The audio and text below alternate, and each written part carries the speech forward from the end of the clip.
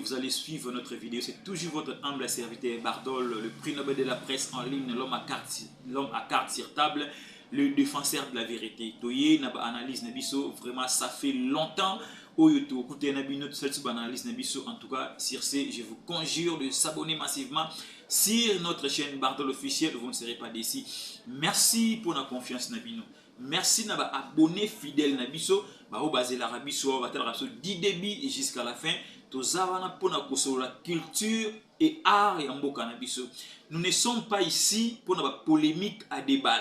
Nous ne sommes pas ici pour comparer la performance des artistes nabiso. S'il faut comparer bango, to que beaucoup plus na ba marché, mais to comparer bango peut-être na ba événement na bango. Chacun d'eux a aussi ba événement na e na ndenge na e to ko sola artiste na lolingi na e. Alors lo yo otala biso partager biso tindebe mningalien pour na aiba ni to likoloba na chaîne na biso awa Bardol officiel. En tout cas to bana biso na artiste Fally Ipupa. Fally na 2026 a biso des événements majeurs. Premier événement majeur, il y a Stade de France. Deuxième événement majeur, il y a Londres, O2 Arena. Premier élément majeur et concert majeur, il y a Stade de France. Double Stade de France. Il y a le PCA, la République est reconnaître et couronné et la médaille. Sur la double Stade de France, il y a artiste de Fally et puis sur le concert, il y a O2 Arena. Sur les performances à Fally par rapport à Pesagi Bisso. Pourquoi pas tout sur la artiste de Ferregola? Ferregola concerne l'Afrique du Sud et Bétamité. La raison est qu'elle est inconnue.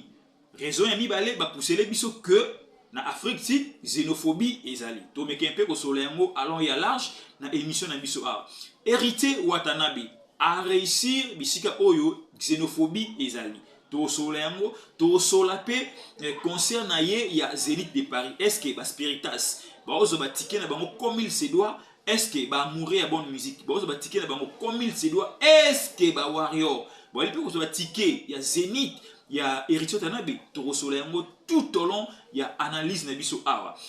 Amadou Diaby a yé sur un projet naye et anime. Tu qui ne va couloir que des artistes et musiciens congolais, beaucoup dans le même podium, qui est Fally et Ferré, bah ça la concert sous la main il y a gouvernement Nabiso. Et l'on connaît que c'est caché derrière concert. Il faut te démasquer en mot, te soler en mot. Isidore Kwanza a sali apparition nae. Après avoir koyoka annonce il y a artiste Fally qui a la décorer, Isidore Kwanza a sali apparition nae. Il a plaidé pour na reste artiste et musicien congolais msusu. Pourquoi pas base à la décorer? Yo otalangai na Bardol officiel. Pensez dans le raisonnement dans le commentaire et ça la biso bien. On a une question. Est-ce que Ferregola mérite aussi de décorer dans le même rang que Fally? Fabregas mérite aussi de décorer dans le même rang que Fally. Héritier Watanabe, Robino, tout le monde là mérite être décoré dans le même rang que l'artiste Fally. Wanabino bouton espace commentaire bisotoko analyser à mon art. Je mérite d'abord commencer ici avec l'artiste Fally Ipupa. Pendant que dans le bas régie et ko balancer lenga ba image ya concert na ya Stade de France. Stade de France le ba te belé et là on a sepeli parce que ça concert et subir pena ba critiquer et pas ya ba journaliste na biso, to pas ba communicateur, to pas ba youtubeur na biso. Pourquoi subir ba critiquer? Juste parce que déjà ils allaient concert moko majeur, ils allaient concert inscrire Congo ya Congo surtout culture et art na biso, inscrire yango na niveau moko très élevé. Artiste congolais mon côté depuis rumba na biso ba reconnaître mon patrimoine UNESCO na nous concert moko penda ya grand ya munene bonane betamati. Alors toloba lelo concert ya Fally na Stade de France et pesi pour lisusu na niveau ya monde par rapport ya reconnaissance ou ko reconnaître rumba na biso na patrimoine ya UNESCO. Donc ici je voulais juste vous dire une chose. Il y a des concerts et des concerts. Il y a des concerts avec un soft power. Concert ya Stade de France déjà et l'ongoli équivoque. Na mitu ya batubele que na Congo il y a pas de talent et l'ongoli équivoque. na mitu ya bato ebele ba tourneur ebele ke na Congo il y a pas des artistes capables et longoli na mitu ya bato ebele que un artiste congolais a quitté kosala concert na ba Stade de France, na ba Parc des Princes, na bisika oyo toyebi kaka ba artiste international ba betara. Mais aujourd'hui, l'artiste Fally a pesi biso chance wana et puis a memé biso esika wana. Et loko c'est biso sentiment ya komona déjà ndenge drapeau ya mboka et bande ko flotter derrière artiste Fally na podium wana.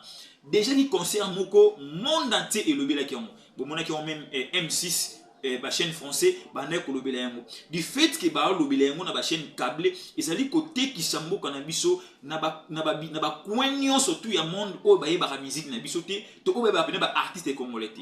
Lelo panneau oyo Fally a tekisi musique ya Congo ezali panneau oyo te peut-être ba artiste congolais misusu ba tekisi yango. Lelo to beta masolo ya Burna Boy, to beta masolo ba Davido, to beta masolo ba artiste Nigeria na oyo ba salaka. Mais aujourd'hui nous sommes fiers, nous les francophones, comme on a un artiste francophone, un artiste africain a commis si musique na biso na sommet à monde, en plus à beti yango mibale.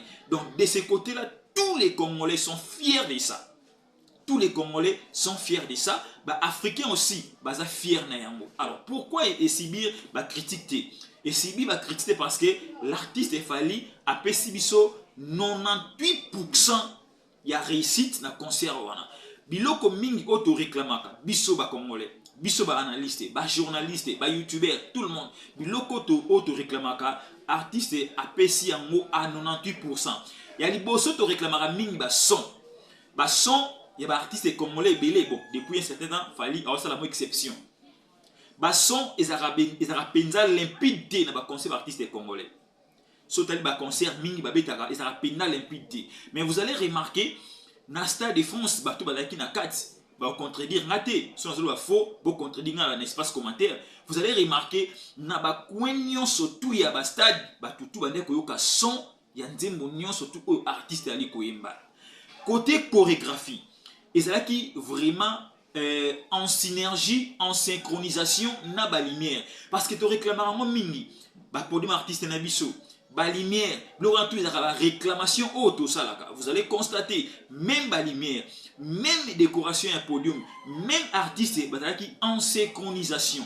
Et puis ça qui image moko ya bien et puis couleur mo ya kitoko, même ba invité ba intervenant qui nyonso ezalaki chronométré par rapport à ndenge organisation et salamaki. Donc en gros je dirais concert wana eza pena na isika oyo te tokoyi ba critique mais na bisika o photo to appuyer yango et pesa sous force na artiste Fally pour na aluka un peu ko pesa biso lisusu ba biloko moko malamu par rapport ya concert oyo abetela biso na Stade de France. Donc aujourd'hui je vous dirais que concert wana etikali concert moko super concert, meilleur concert oyo ba congolais tout ba wana ko défendre yango. Soki Burna Boy a eto miselongo concert wana, soki Beyoncé a eto miselongo concert wana, soki dans n'importe qui oyo akoya asala débat ya musique ya Congo oyo akoya a critiquer musique ya Congo toko bisaka concert wana totalisi na ye que non tala artiste na biso asala yango double, donc les deux na les trois plein à craquer et tout. Donc aujourd'hui nous sommes fiers biso ba francophone, biso ba africain, ya komona un de nous a sali concert moko meilleur. Alors concert ndenge mona ils a pas si pour mutu aila yango ba critique ebele. Alors maintenant parlons-nous concert na o ateli biso na Londres. Concert ya Londres ezali suite logique ya Stade de France. Pourquoi on a bien une suite logique? Artiste attend en pleine promotion, il y a album XX. Bon mon comment est-ce que Ariska qui kobeta banzembo ya XX na kati ya Stade de France. Alors concert à Londres déjà ils a pour la promotion il y a album XX et puis il y a suite logique il y a tournée au artiste azali ko programmer na ba jour à venir. Souvenez-vous concert au ya O2 Arena ils allaient concert il y a Sikate pour na biso bateau to la quand même information musique et ba musique de la mission na biso. Déjà l'artiste avait annoncé yango je crois en 2022 c'est rien la kutana et F1 manager wana déjà bah affiche bimaka ya concert oyo ya O2 Arena et aujourd'hui je suis fier ya oyo sabino artiste Fally abani ko challenger to azali ko challenger ba superstar ya monde concert oyo ya O2 Arena to salwana Ce côté de l'histoire dans un mot. Vous allez remarquer, ma grande star y a monde, ma bêta va concert dans salon. Donc si aujourd'hui les gens parlent de Beyoncé, parlent de Michael Jackson, parlent des artistes, ce qui na archive basali wana beaucoup de combo ya un artiste congolais, ce qui na Stade de France, beaucoup de combo ya Fali, ce qui na Paris la Défense, beaucoup de combo ya Fali, ce qui donc beaucoup de combo ya artistes ya mboka na bino. Donc ça fait plaisir ya au monde en démon. Alors O2 Arena, c'est pour il y a qu'on nourrir biso les sous la suite logique. Il y a Stade de France bande ko mingi o ba qui chance te ya ko kota concert il y a Paris il y a pardon il y a Stade de France. Je vous interpelle il y a ko luka ticket le plus vite possible pour pouvoir assister à un spectacle au artiste à Sabino le 25 octobre à Londres. Bande ko tout y a Londres en tout cas tout le monde comment est-ce que bien zali ko kende ba catégorie zali ko zala épuisé. Bossa l'effort, bossa va bien nous attiquer na bino pona bo la tene bo l'élection de Stade de France. Donc aujourd'hui l'artiste Fali azali ko kumba biso et sika oyo artiste azana ngo besoin pour musique ya Congo pe elobama na ba niveau moko très élevé. L'artiste azali ko bunda pona yemo côté. Artiste azali ko bunda pona toute une génération. Génération tout est ko comprendre vision ya Fali. Peut comprendre le lengene en kosala. Ba osala na suite logique au artiste Fali azali ko kumba bango lelo. Il y a un moment conseil à Stade de France et tout le monde d'accord. Tout le monde azali d'accord par rapport à concert et suite logique il y a Londres et tout le monde d'accord. Et aujourd'hui pour contredire ngate ba billet ezali côté kama minutieusement, ezali côté kama rapide, ezali côté kama donc artiste Tito si sera mois de juin. Peut-être artiste déjà à la sold out. Alors, vous pouvez procurer la ticket pour un événement où artiste a proposé les binos le 25 octobre 2026 dans des O2 Arena. Bonne chance dans les et puis bonne chance dans l'équipe aux alliés entourer artiste Fali. Pourquoi pas dans la mission tout où va accompagner artiste Fali. Alors, parlons de l'artiste Ferregola. Ferregola a coup dans la pomme ébélé pour ne pas retourner encore dans ça. Ferre a fait sa date dans Afrique du Sud. Première date c'est qui annulé. La condition to le lenge ou annulé concert mission na bino to éviter. Ça date pas d'aujourd'hui. Auto communicateur et artiste Ferregola. Il y a certaines choses quand vous communiquez ça sur la page officielle de l'artiste, tant que simité, il faut voyer la cabisso, peut-être des détails, ou c'est en sorte que l'artiste habite à concert en entier. Mais au avant ça qui prend un bisso déjà, tu vois qui manque il y a vente de billets. Il y a mot et permet à quitter artiste et les producteurs bah ça la mesure il y a que ça concert wana. Moi je me pose des questions. Bah concert mine au fait rigolo la betara. Ils ont un concert improvisé, tout un concert où artiste, manager na promoteur, producteur, préparer, moni, la fanatique concert à bêta. Déjà l'artiste a un problème. C'est quoi son problème? C'est en 2022 ou 2023 ou 2022 ou 2020 artiste a biso album Dynasty. Dynasty c'est un album qui n'a pas vraiment marché comme il se doit. Alors, 5 ans je crois, ou 4 ans, ou 3 ans, que l'artiste Abimisaka album le soutient. Et là, où est-ce que sorte artiste un jour, ils album c'est la biso, n'a pas de sur le marché. C'est là qu'en sorte qu'il va promoteur, base artiste, va betsaï. Et c'est là qu'un fanatique. Base là un appétit assoiffé il y a reçu un ticket bah ko yoka album ou artiste abimisi mais Ferregola a un album sur le marché dernier album na ezali Dynasty et marche malamu te est-ce que ba fanatique ba excité il y a reçu un ticket il y a artiste Ferregola et ça est loko oyo peut-être bureau ya artiste ba comprendre tête il est lo ezali ba mayele oyo les gens qui entourent Ferregola ba il a fait Ferregola a pesi biso ba épée moi belé moi ben trop après c'est générique moi c'est biso ils allaient quoi porter kaka et le côté sur les marchés quitte maintenant il y a bateau qui entourer artiste bah y est pour la marché qu'est-ce qui ne va pas Pourquoi se proposer et loco sur le marché, les choses ne marchent pas? Il faut se poser la question. Artiste, il faut se poser la question. Amituna, atala ayeba, marché sikoyo, ils ont nini. Ba fanatique ba consommer nini, ba so linga nini. Et ça ba genre ba question aux artistes, il faut amituna parce que ceux qui artistes, ça comme mituna té, ça comprendre marché té, ana maîtrise à marché té, a beaucoup plus na ba échec mini. Vous allez constater avec moi, l'album Dynasty est pesa biso pendant ma caste et puis et oumeli sur le marché a pesa album té. Na limite que album o est accroché et qu'on permettre na ba mourir à bonne musique, to na ba fanatique na yemo ko faire ba somba lisu ba ticket ba ke koyokai parce que déjà ba yokai na même album on a Dynasty, ba yokai na ba nzembo musu ya kala, est-ce que ba continuer kaka ko faire ndengona? C'est pas si mauvais. Artiste peut rester très nostalgique, très vieillerie. Mais est-ce que Banzema peut akala et accrocha?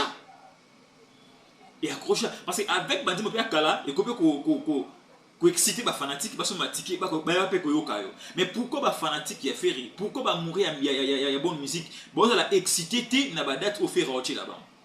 Il faut se poser des questions. Qu'est-ce qui ne marche pas? Est-ce que l'artiste a vendre une image malam? Est-ce que l'artiste a se comporter malam vis-à-vis de la fanatique qui va mourir à bonne musique? Mais est-ce que l'artiste a percer mi thème va mourir à bonne musique?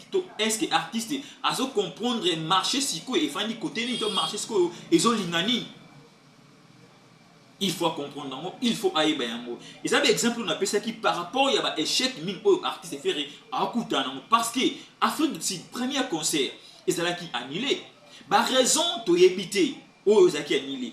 Tu me suis évoqué que manque à billet et tout. On accepte. Artiste a eu côté l'issue sous deuxième date, dans la même salle, dans la même ville. Concert, ils ont annulé. Posons-nous des questions. Est-ce que ils ont manqué à billet, tout ils annulé? Certaines personnes vont évoquer xénophobie. Oui, en Afrique du Sud, ils ont un système en Afrique du Sud. Ils ont des étrangers, ils ont des étrangers. Mais j'aimerais ici un message pour les Afrique du Sud. Atindelenga bisika oyo mobulu ezali mingi. Excusez-moi, je vais vérifier ici. Donc, dans ce même d'Afrique du Sud, on a quelques questions. Est-ce que c'est une ville ni oyo mobulu ezali moins mingi? Alors bande ko ya Afrique Sud bino boko apprendre biso ce qui côté faire un beta concert na côté o ba ville mobulu ezali ce qui ezali penda proche ce qui est proche était à ce moment là toko pousse makanti musika pour na ko analyser sur annulation ya concert ya faire regola oyo ayi bisingai ba ville oyo xénophobe trouble ezali ba ville ozali ya ba ville ba Zulu ba na mingi kombo ya ville yango ezali KwaZulu. Donc na KwaZulu nde bisika oyo mobulu ezali mingi ville oyo ba Zulu ba trop comme na KwaZulu bande ko ya Afrique du Sud bino boza kuna bobnen bokomela biso par rapport ya ville oyo soki nde ko na raison to akosingai abi. Donc na KwaZulu nde mobulu ezali. On se pose des questions. Est-ce que faire en Abeta na KwaZulu, to faire en Abeta wapi? Na ville au faire en Abeta, ils allaient tout proche na KwaZulu, to ils allaient tout proche na KwaZulu. Alors, maintenant, deuxième date annulée. Bureau ya ferré et tikali ko communiquer lisusu et l'autre côté. Batikali muet, batikali calme. Artiste loko la ferré gola, na 30 nae, ba concert la annulé mais bolinko informé opinion par rapport à l'annulation il y a un concert. Alors botiki murmure et gagner terrain. Donc on analyser sur ba murmure ou sur les ondes autres likoyoka na ba réseaux sociaux. Ba to balobi sur les manque il y a vente ba billet. Autre ça bino si ba fanatique ba do procéder na ba concert ya fait rigola juste ezali parce que artiste il n'arrive pas à comprendre et si kanine oye azali. L'artiste n'arrive pas à comprendre public ezali ko senga nini, public ezana besoin ya nini, public ezelanga na eloko nini. C'est là où l'artiste a un problème. Comment expliquer artiste comme Ferregola concernant Afrique, des dates ezala annulées pour un manque ya reçon de ticket. Pendant que Adana ba Gaulois, ou moi ba que non, ba Gaulois baza ebele koleka, ba fanatique tout. Mais qu'est-ce qui ne marche pas par rapport à avant tabatiki? Au monde à Gaulois mon côté, alors ça la émission à TikTok. Ba matana panel, ba sola sur yango, ba koyate. Pourquoi ba koyate? Parce que pana bango ba nga beaucoup plus ko beta ma solo le kuta ya ba main noire et tout, ba ko ba biso ba tali ko sala biso ba ko et tout. C'est ça. O bango ba nga min koloba. Mais parlons-nous la vérité. De comprendre que nos artistes ont un problème au tekabatike. De comprendre que artistes ba concerne mingi za ba improvisation. De comprendre que artiste ba concerne mingi ba benga kayete aya ko beta par rapport ya succès au banzembo yali ko sala sur les marchés. Parce qu'il y a une différence entre artiste et oyo. Bazo benga ye par rapport ya succès oyo album yali ko sala na ville wana to na mboka wana, et il y a une différence entre artiste et oyo a improvisé concert na mboka wana parce que a besoin ko beta concert. Parce que ce qui album ya artiste est carburé. Il y a que susciter un contrat et belé pour l'artiste, un promoteur, un producteur, un artiste. Par rapport au succès, oyo, to demande un mélomane bali ko ça nambo kawana. Mais ce qui artiste et qui produit naïe et pessi s'avère tu es tourné et carburé, dis-moi, producteur, promoteur, akobenga artiste ndengeni asa la concert nambo kawana. Abengé comment? Du coup, je me suis donné une petite raison par rapport que le dernier album de Ferregola, ou Abisela Biso, il y a mon qui continuer, qui peiner artiste de Ferregola à ça là-bas, réussite, na ba concert na ming. Les gens viendront me dire que ndenge nini asaki plein na ING Arena, ndenge asaki plein na Accor Arena. C'est des choses différentes. Concert, il y a UNG Arena, bon winde les kaki, soutien ba Wera et tout, ba Kofi et tout. Concert, il y a Accor, Hôtel Accor Arena, il y a concert moko, concert moko improvisé pour na nini fanatique avec votre tindika artiste abeta kaka pour atteindre rival nae. Mais ça va concerter au artiste beta pour na succès album songolo, to pour na succès nzemo songolo. Vous constatez na kati ya basal ba fanatique ba na penza éblouissé par rapport il y a prestation artiste na kati ya salle. Les gens qui entourent l'artiste de Ferregola, vous devriez poser des mille et une questions. L'artiste aussi devrait poser des mille et une questions par rapport à l'échec aux alliés qu'Olanda artiste Ferregola. Alors, parlons d'Héritier Watanabe. Héritier Watanabe a un concert en Afrique. En 2026, Héritier a livré des concerts en Afrique. Héritier. Tous les deux concerts, Héritier à Bétian. Tous les deux concerts, Héritier à Bétian. Tout le banni, Héritier Lelo a eu place. Tout a eu place où artiste et Ferregola a négligé. On peut dire ça. Comment voulez-vous, comment expliquer Ferregola concert en Afrique du Sud, premier date annulé, Héritier, premier concert en Afrique du Sud, premier date à réussir yango, deuxième concert en Afrique du Sud à réussir yango. Pourquoi? On a tous vu comment est-ce que l'artiste Watanabe en Afrique du Sud a presté un concert.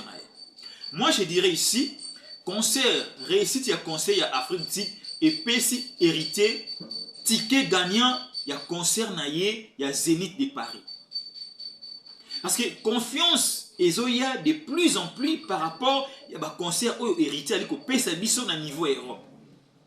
Confiance, il y a de plus en plus dans artistes héritiers à proposer sur le marché.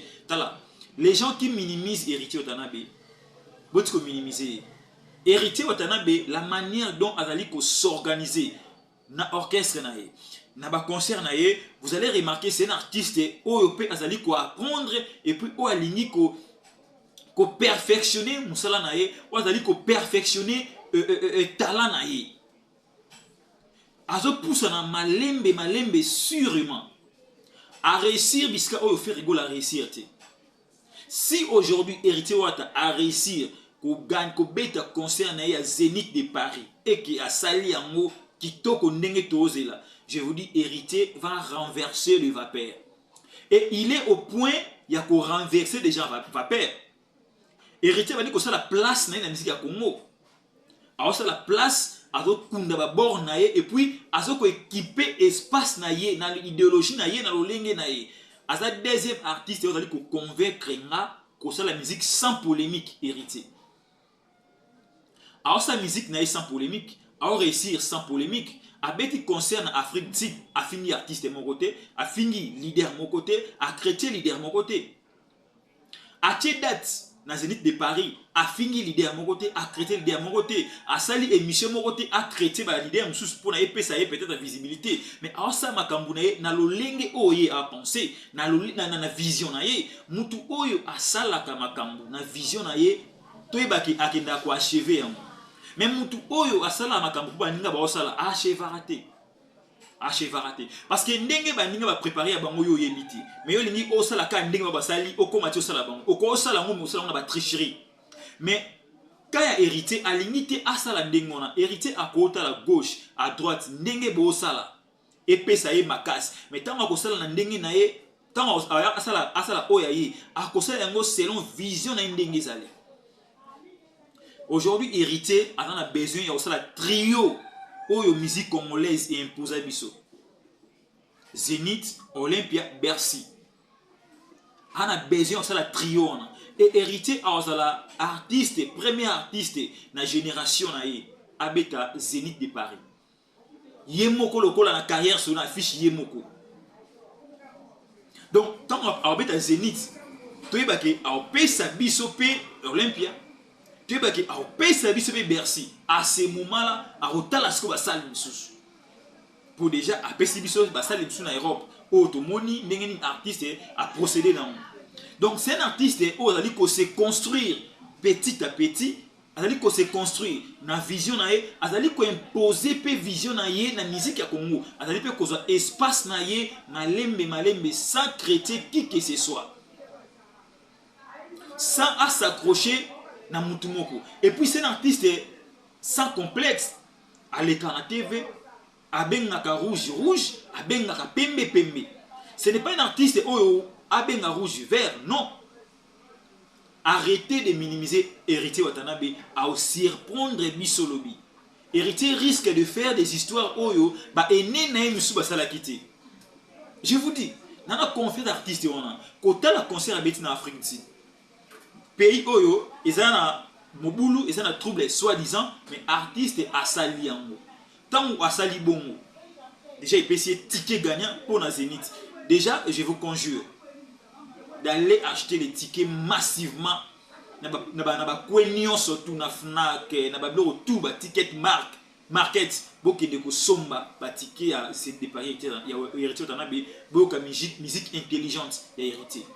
Bo pesaye maboko, bo pesaye force. C'est un artiste watali ko ya na respect nyonso, na reconnaissance nyonso, asa artiste de faire place sans pour autant insulter. C'est comme ça que artiste wa kenda musika. C'est comme ça. Or, musique congolaise, il y a besoin d'artistes qui vont avancer. N'a pas même mes propres ailes, n'a pas même idéologie.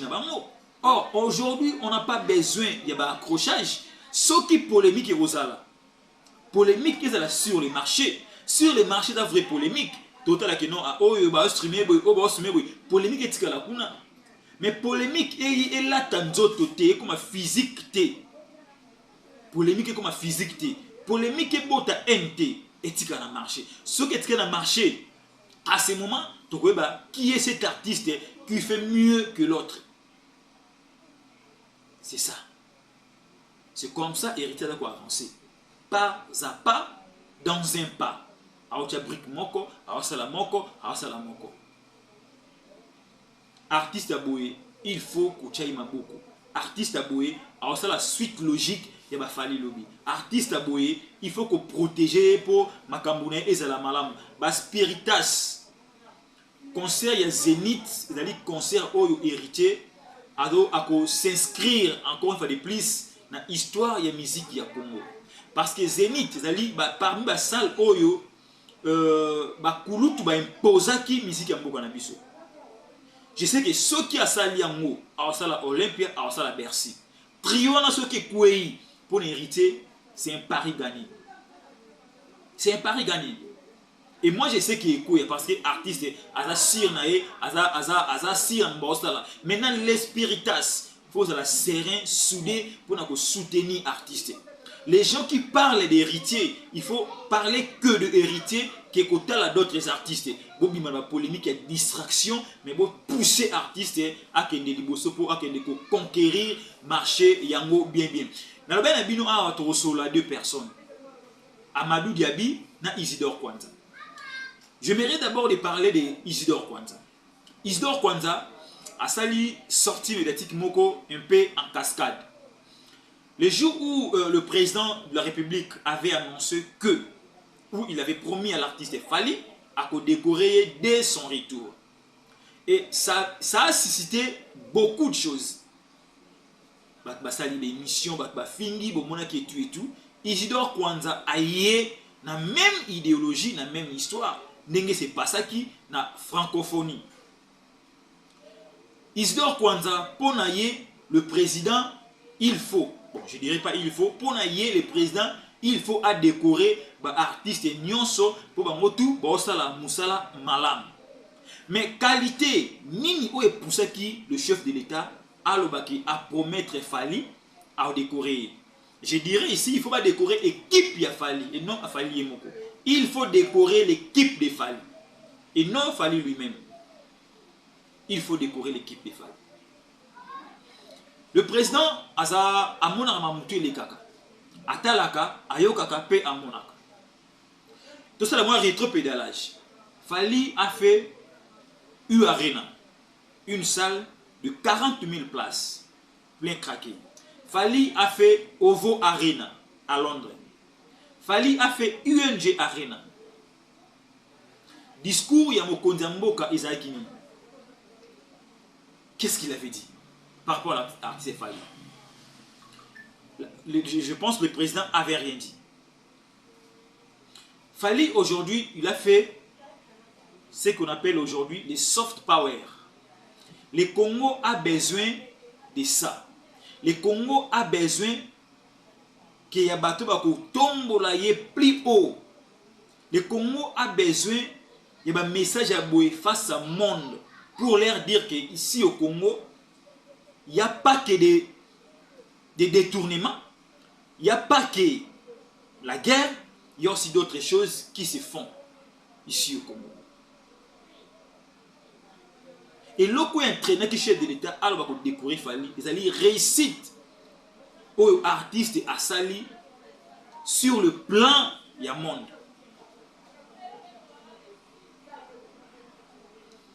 C'était défense de Fally, ils ont panneau géant pour la musique en Nabiso, pour les artistes en Nabiso, pour l'histoire de la musique en Nabiso, il y a panneau géant, surtout Afrique. C'est le Stade de France qui a poussé beaucoup plus le président. Et le président a eu à regarder comment est-ce que l'artiste défend le pays ailleurs. Fatia Akinoa, il a bien suivi minutieusement jusqu'à ce qu'il y ait comme sa défense. Donc quant à moi, le président Atali Déby a fallu a été dans le Stade de France. Il a vu que non, cet enfant, il a battu. Il a battu les records. Maintenant, Isidore Kwanza, s'il faut aujourd'hui couronner l'artiste de Ferregola, c'est par rapport à quoi? Si on doit couronner Ferregola, c'est par rapport à Hôtel Accor Arena. C'est par rapport à ça. S'il faut couronner Fabregas, Héritier, que sais-je encore, c'est par rapport à quoi? Et je vous dirai ici, pour aller plus loin, les jours où Ferregola fera Stade de France, Parc des Princes, Bakoki kakate ko décorer. Non. Aujourd'hui, faire les Stades de France et qu'on pèse sa sous-souté président Mokona Mboka, ma casse est redécorée. Pourquoi? Parce que, et comme il déjà fait, il y a quelqu'un qui a déjà fait ça et il y a une suite logique. Au moins que Ferregola a créé et l'eau comme sous au P et comme histoire. Alors, Isidore Kwanza, arrêtez de faire ça. Arrêtez de faire ça. Tu avais fait ça, lors de la francophonie et au lingi sous au sala yango, c'est pas bien. C'est pas du tout bon. C'est pas du tout bon. L'artiste Ferregola, il doit travailler, il faut azela. Les jours où alors ça va soft power, il y a makasi, si le président a ozalaka wana, ba décorer. Ba décorer. Ba décorer. Botika ko ambrier makambo ndenge bolingi bo ambrier yango boy eza malamu te. Amadou Diaby, il se murmure que Amadou Diaby alingi abetisa concert na ville pour le Kinshasa sous la main du gouvernement Nabiso que Fally Efere sur même podium babeta concert pour na et profiter na nini, ça c'est une question. Pour na et profiter na nini et profiter na nani. Faisons un petit pas en arrière. Amadou Diaby, il a organisé le concert, un grand concert soi-disant de Wenge. Concert ya Wenge 4x4 après Amwepesi Bisoni. Il y avait des projets que Amadou Diaby avait promis. Nabiso après concert wana ba okene place boy ba kota studio et tout. Ça a donné quoi? On peut faire quelque chose parce que le Cameroun et puis ça qui biso boy bon, tout ça la paix et pousse à l'issue du bosso. Mais les concerts de Wenge, ça nous a donné quoi? Est-ce qu'aujourd'hui, Weranson et Jimmy Piana, maintenant la relation est bien? Il faut se poser des questions. Est-ce que Weranson et Adolphe, le rapport est bien? Est-ce que Adolphe, Manda, le rapport est bien? Est-ce qu'après les concerts de Wenge, toi les alaki ndengeni, tu as la makambote, na sentiment, pour tout ce petit boké mo ya batou, et puis lobby, et ça na moté ndenge auto quand c'est kozala. Si Amadou Diaby a besoin, il y a que ça là concert, on a besoin, on a, et ça na angle mususu, mais ça na angle été oyoke, il y a au sang artiste, babé ta concert, pour pesa bisoni. Déjà ici, et ça na polémique là aussi, ça qu'on environné mboka na biso par rapport à la décoration artistique fallait. Misusu ba ko raté ko supporter en moi, misusu ba supporter en moi. Et puis si tollé sur la toile. Et vous voulez encore organiser concert moko ya Ferré na Fally pour na suite na mo tozwani. Cette affaire, je n'ai pas encore source na mo pena, mais mutu mo a soufflé nga que bazo préparer ça la yango. Je ne pense pas que l'équipe de Fally est d'accord pour na yango. Je ne pense pas ici aussi, l'équipe de Ferregola est d'accord. Mais ceux qui ont des concerts pour na chicon, qui est artiste, bon, biso contrat et tout, nous avons caché na e. Ça là on a cadre et business. Na cadre et business, on peut dire que bon et tout. Mais na cadre qui peut-être européen sa gloire. Na isika moko boye to ya ko luka ko calmer, ba fanatique moko boye, to ya ko luka ko alimenter polémique moko boye, wana e ko kumba musique musika te. Wana musique est sous encore na zone. Et puis la musique congolaise n'a pas besoin de ba concert moko jumelage pour musique à Congo, to ba artiste congolais to ba ta Stade de France, to ba ta Parc des Princes, to ba ke conquérir ba Nigeria. Non. La musique congolaise n'a pas besoin de ça. La musique congolaise a besoin que chacun de nos artistes basal la musique na bango na ba niveau na bango na ba lolenge na bango na ndenge ba moni na makambo na bango. Ça sera quelque chose de bien. Quelque chose que artiste pour gagner. Et ça idée moko netinga na moni nazo mona tina na ngoti. Na mona tina na ngoko profiter na yango. Et au pesa nini. Je sais pas, ça même nanga et ko pesa nini et ko bende la biso nini. Et bende so nini. Pour na wenge déjà et bende le côté pesa le côté maintenant entre Fally et Ferré et bende nini. Et bende le côté. Parce que des artistes oyo mutu na mutu awasala makambu na selon vision na ye, mutu na mutu awasala makambu selon oye azomona. Alors comment bo ça va? Toi c'est la suite à likambu. Ce qui n'a pas détail nango bien et que vraiment et que c'est réalisé. Non ya nango awa to solo yango. Moi je m'arrête ici. Je vous conjure tout simplement de s'abonner massivement sur notre chaîne Bardol officielle. Partagez-nous, laissez vos petits commentaires et aussi la au plaisir. C'est toujours votre humble serviteur Bardol, le prix Nobel de la presse en ligne, l'homme à carte sur table, le défenseur de la vérité. Donc, vous avez analysé. Merci.